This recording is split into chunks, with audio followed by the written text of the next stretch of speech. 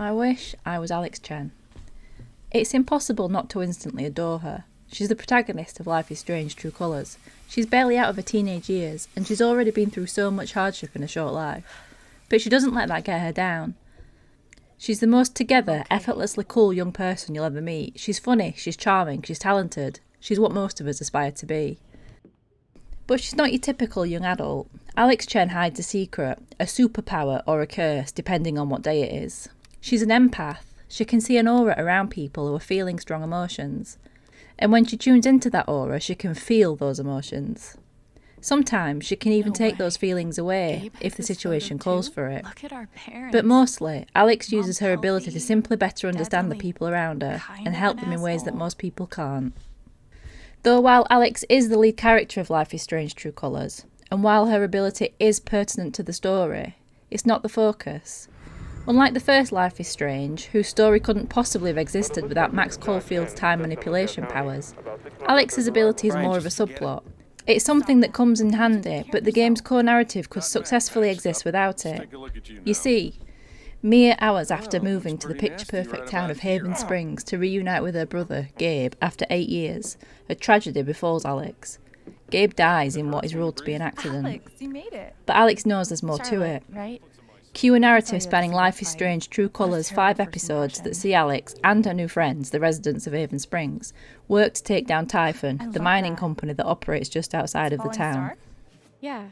True Colours has some of the most impressive facial animations I've seen in a video game to date. Although the art style isn't necessarily photorealistic, but it's still stunning. Deck 9 has absolutely nailed the display of subtle, often minute emotions on characters' faces. From the roll of the eyes at a corny joke to the nervous glance and look away of expectant lovers, each and every character in Haven Springs feels like a living, breathing being. Sure, Alex can read their emotions thanks to her power, but the player can too, thanks to the incredible work done by the game's animation team. It feels effortless, the way a character's lip curls into an ever so slight smirk, or the way their eyebrow twitches when someone said something questionable, but it's almost perfection. Equally as perfect is the design of Haven Springs. It's picturesque beyond imagination. This mining town in Colorado couldn't be any further from my own ex-mining town in Yorkshire. It's bright, it's pretty, and it oozes idyll, at least on the surface. But its picture book buildings backdropped with jaw-dropping views of snow-topped mountains, the hiding secrets, dark secrets. It's a juxtaposition that works to great effect. On the one hand, Haven Springs looks to be the type of small town we'd all dream to live in, but on the other, it reminds us that if something looks too good to be true, it probably is. Miss Chen. And that fits neatly into Alex's struggles. She's come to Haven Springs for a new beginning, after being passed from pillar to post in a very broken care system. But now she's an adult, she's free, and for the first time in her life, her future's looking bright. Sadly, it's the brightness that only lasts a matter of hours before a tragedy sends it shattering down around her. But as we've already established, Alex Chen isn't the type of woman that's going to let the world wear her down. She's brave and she's determined. And even without her powers, she's strong enough to overcome even the most devastating of blows. Life is Strange: True Colours takes us on a roller coaster of human emotion, and throughout the game's 12 or so hour running time, you'll have undoubtedly felt the full gamut of joy, sadness, anger, hope and despair. Ironically, emotions that mirror those that Alex can sense in the game. This is a story that's expertly told, with a human touch that elevates True Colours to much more than just another teen sci-fi story. It's much more grounded than other games like it. Alex's power is essentially an emphasised version of something many of us are already capable of.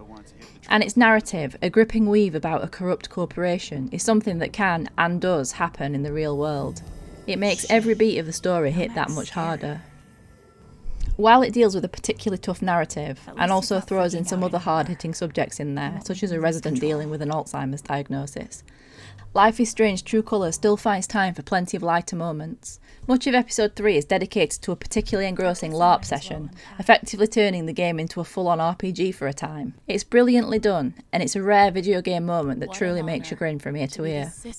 The pacing of Life is Strange: True Colours is flawless too. Yes, there are times when you, in control of Alex, can wander around the town taking your time to chat to people and simply enjoy existing in this stunning world. But when it comes to delivering the narrative, it's much more on point than previous games in the series. A new revelation, an important conversation, a turning point in the story, it's only ever a few moments away. The fact that we no longer have to wait weeks or even months for future episodes to drop certainly helps, but it makes it more likely you'll struggle to put the game down. I hungrily consumed the last 3 episodes in one sitting, unable to pull myself away, and I definitely won't be the only one. I could wax lyrical about so many elements of Life is Strange True Colours, going into detail about every tiny thing that makes its storytelling so incredible, but I won't. The narrative should be uncovered as you play it, and going in with as little knowledge as possible will make those twists and turns have that much more impact.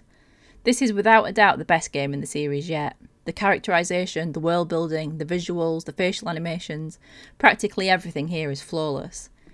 With True Colours, Deck 9 has solidified itself as the master of narrative adventure, and I can't wait to see what comes next.